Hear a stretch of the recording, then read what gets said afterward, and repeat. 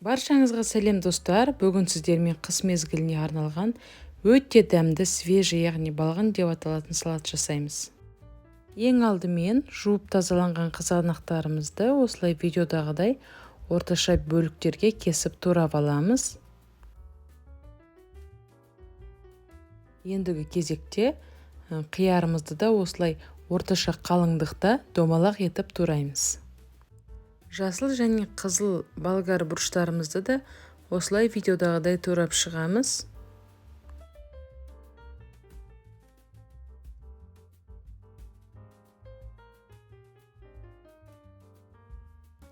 Ендігі кезекте пиязымызды турап аламыз.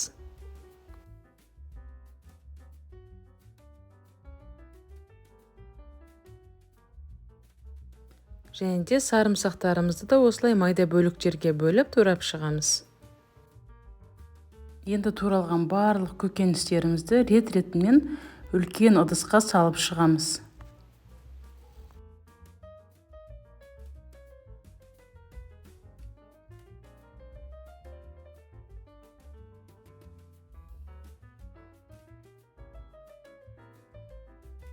Барлық көкөністерімізді салып, ең артынан туралған аскөгімізді де қосып, салатымызды жақсылап араластырып аламыз.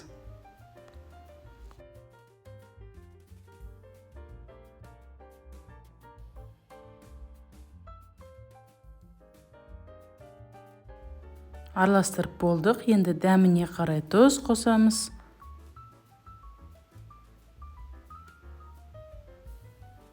Қара бұрыш қосамыз. Және де 200 мг сұйық май құямыз.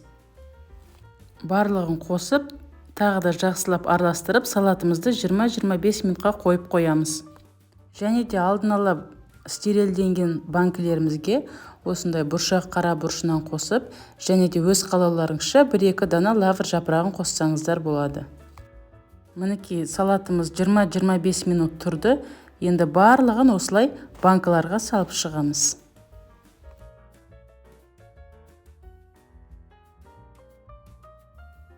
Мінекей біздің салатымыздың түбінде осындай су қалады. Оны барлық банкілерге бөліп құйып шығамыз.